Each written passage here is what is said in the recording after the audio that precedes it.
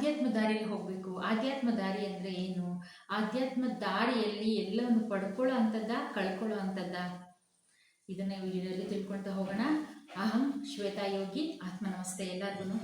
ಆಧ್ಯಾತ್ಮ ದಾರಿ, ಎಲ್ಲರೂ ಸೋಷಿಯಲ್ ಮೀಡಿಯಾದಲ್ಲಿ ಆಧ್ಯಾತ್ಮ ದಾರಿಗೆ ಬಂದರೆ ನಿಮಗೆ ಎಲ್ಲ ತರಹದ ಐಷಾರಾಮಿ ಜೀವನ ಸಿಗ್ಬೋದು, ಅಥವಾ ನೀವು ಅಂದ್ಕೊಂಡಿರೋ ಕೆಲಸಗಳೆಲ್ಲ ಆಗುತ್ತೆ, ನೀವು ಸಂಕಲ್ಪ ಮಾಡಿದ್ದೆಲ್ಲ ಸಿಗುತ್ತೆ, ದುಡ್ಡು ಕಾಸು ಹರಿದು ಬರುತ್ತೆ ನಿಮಗೆ. ಇದನ್ನೆಲ್ಲನೂ ಸೋಷಿಯಲ್ ಮೀಡಿಯಾದಲ್ಲಿ ನಿಮಗೆ ಕಲೆಕ್ಟ್ ಮಾಡ್ತಾ ಇದ್ದಾರಲ್ಲ.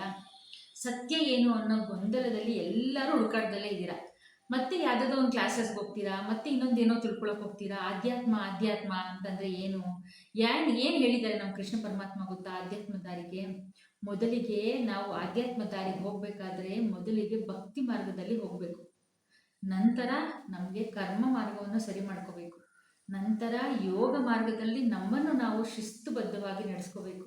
ನಂತರ ನಾವು ಧ್ಯಾನ ಮಾರ್ಗ ಅಂದರೆ ಆಧ್ಯಾತ್ಮ ದಾರಿಗೆ ಹೇಗೆ ಹೋಗಬೇಕು ಅನ್ನೋದು ಸುಲಭವಾಗುತ್ತೆ ಅಂತ ಹೇಳಿದ್ದಾರೆ.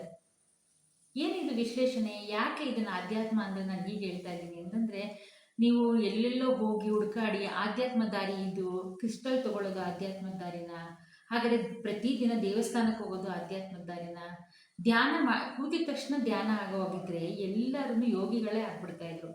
ನಾನು ಸ್ಪಿರಿಚುವಲ್ ಗೈಡೆನ್ಸ್ ಮಾಡ್ತೀನಿ, ಧ್ಯಾನ ಸಕ್ತರಾಗಿ ಹೆಂಗೆ ಅಂತ ಹೇಳ್ಕೊಡ್ತೀನಿ, ಇದನ್ನೆಲ್ಲ ತಿಳಿಸ್ತಾ ಇದ್ದಾರಲ್ಲ, ಇದೆಲ್ಲ ಸತ್ಯನ? ಹಾಗಾದರೆ ಆದರೆ ನಮ್ಮ ಕೃಷ್ಣ ಭಗವಂತ ಹೇಳಿರೋದೇ ಬೇರೆ ಆಗಿದೆಯಲ್ಲ.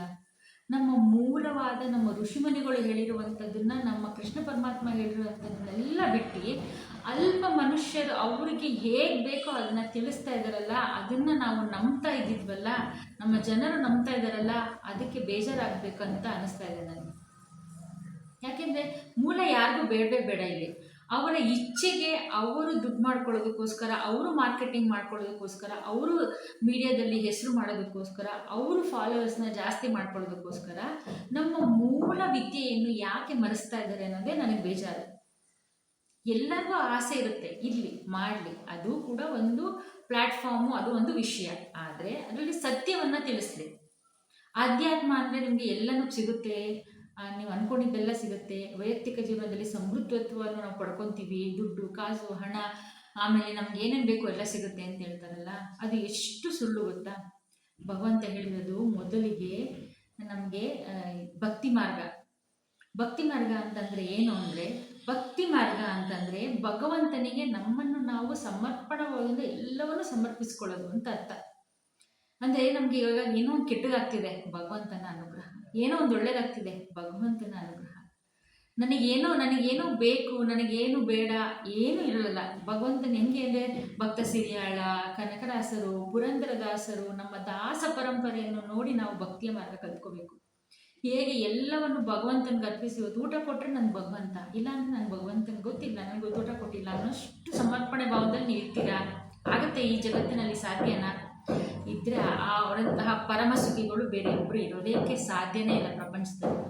ಇದು ಭಕ್ತಿ ಮಾರ್ಗ ಭಗವಂತ ತಿಳಿಸಿರೋದು. ಕರ್ಮ ಮಾರ್ಗ ಭಗವಂತ ಏನು ಹೇಳಿದ್ದಾರೆ ಗೊತ್ತಾ? ಕರ್ಮ ಅಂತಂದರೆ ನೀವು ಮಾಡುವ ಎಲ್ಲ ಕರ್ಮ ಕೆಲಸಗಳಲ್ಲೂ ಭಗವಂತನಿಗೆ ಅರ್ಪಿಸುವಂಥದ್ದು. ಎಲ್ಲ ಕರ್ಮಗಳು ನಿಮ್ಮ ಯೋಚನೆಗೆ ಸ್ಥಿತಬದ್ಧವಾಗಿ ನಾವು ಕರ್ಮ ಮಾಡುವಂಥದ್ದು. ಅಂದರೆ ನಾವು ಏನೇ ಕೆಲಸ ಮಾಡಬೇಕು ಅಂತಂದ್ರೂ ಭಗವಂತನಿಗೆ ಅರ್ಪಿಸಿ ಯೋಚನೆ ರಹಿತವಾಗಿ ಮಾಡುವಂಥದ್ದು.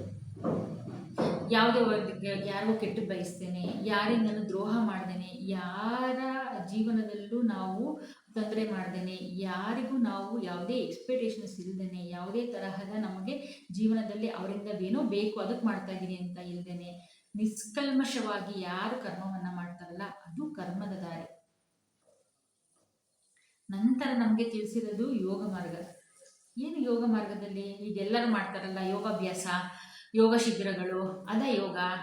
ಖಂಡಿತ ಅಲ್ಲ. ಯೋಗ ಅನ್ನೋದು ಭಗವಂತನ ದೃಷ್ಟಿಯಲ್ಲಿ ನಮ್ಮ ದೇಹವನ್ನು ಹೇಗೆ ನಾವು ಸ್ಥಿರತವಾಗಿ ಇಟ್ಕೋಬೇಕು. ಯಾಕಂದರೆ ನಾವು ಧ್ಯಾನ ಮಾರ್ಗಕ್ಕೆ ಹೋಗಬೇಕು, ಮುಂದಿನ ಹೆಜ್ಜೆ ನಮಗೆ ಧ್ಯಾನ ಮಾರ್ಗ ಆಗಿರುತ್ತೆ.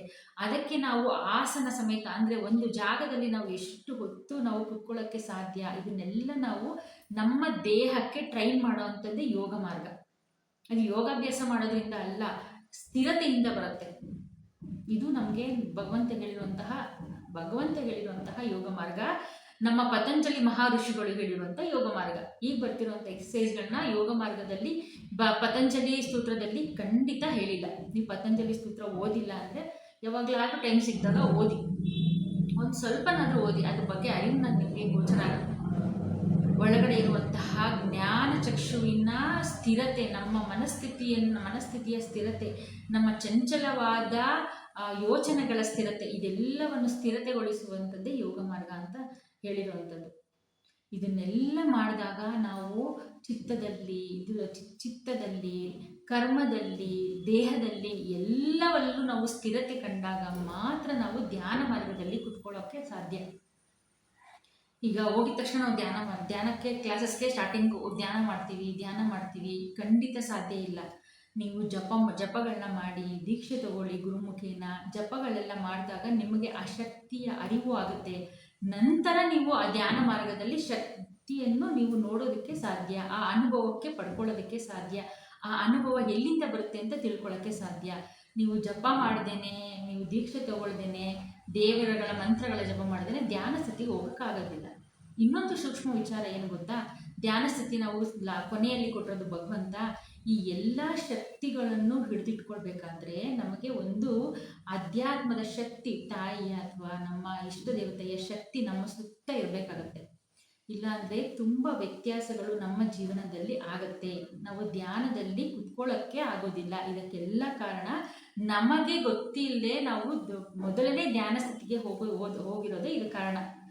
ನಾವು ಜಪ ಮಾಡಿ ಅನುಷ್ಠಾನಗಳನ್ನ ಮಾಡಿಕೊಂಡು ಕೂತಾಗ ದೇವರ ಅನುಗ್ರಹ ನಮಗೆ ಸಿಕ್ಕಿದ ಮೇಲೆ ನಮಗೆ ಧ್ಯಾನ ಮಾಡೋದು ತುಂಬ ಸುಲಭವಾಗುತ್ತೆ. ಧ್ಯಾನದಲ್ಲಿ ನಾವು ರಕ್ಷಣೆಯಾಗಿ ಇರ್ತೀವಿ.